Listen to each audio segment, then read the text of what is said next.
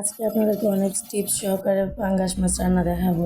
এই যে প্রথমে হলুদ আর লবণ দিয়ে মেখে ভালো করে ধুয়ে নেবেন। এতে করে পাঙ্গাস মাছের যে গন্ধটা, অনেকে গন্ধের কারণে মাছ খেতে চায় না, এই গন্ধটা আর থাকবে না, চলে যাবে। তারপরে পেঁয়াজ দিবেন, তেলের মধ্যে দিয়ে পেঁয়াজের মধ্যে একটু লবণ ছিটাই দেবেন, যাতে পেঁয়াজগুলো ভালোভাবে সিদ্ধ হয়ে যায়। এতে করে পেঁয়াজটা খুব ভালোভাবে সিদ্ধ হবে আর মানে পুড়ে যাওয়ার সম্ভাবনা খুব কম থাকবে।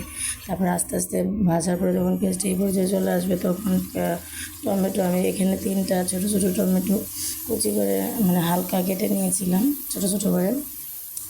অনেকে কিন্তু পাঙ্গাস মাছ পছন্দ করে কিন্তু বলতে পারে না।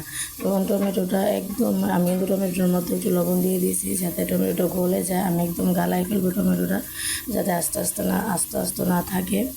তারপরে টমেটোটা একটু নরম হয়ে যাওয়ার পরে এর মধ্যে আমি মানে পানি না দিয়ে টমেটোটার মধ্যেই ভালোভাবে ভেজে নিব, যাতে কাঁচা গন্ধ চলে যায় টমেটোর।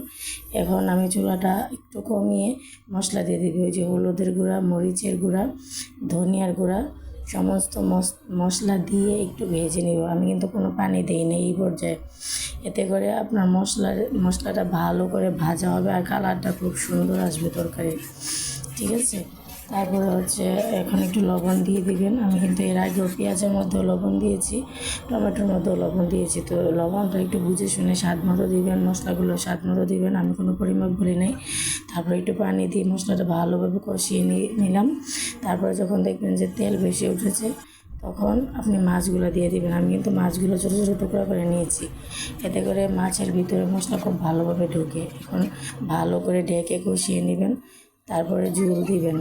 ঝোল দেওয়ার পরে এই যে এটা হলো ফাইনাল লুকস। তারপর আর একটু ঢেকে নেবেন, নেওয়ার পরে যদি ধনিয়া পাতা থাকে ধনিয়া পাতা ছিটিয়ে দেবেন, আর যদি না থাকে তাহলে জিরার গুঁড়া দিয়ে আর 2 মিনিট ঢেকে নিয়ে আপনার রান্না শেষ।